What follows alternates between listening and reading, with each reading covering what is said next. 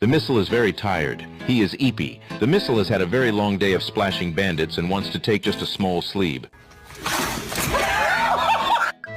Coco, what the? Oh my god! Coco! Oh.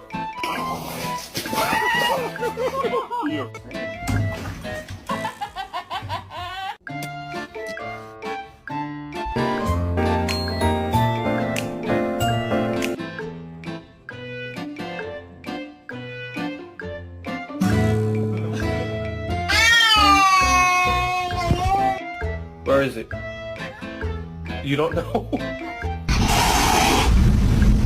You're adopted.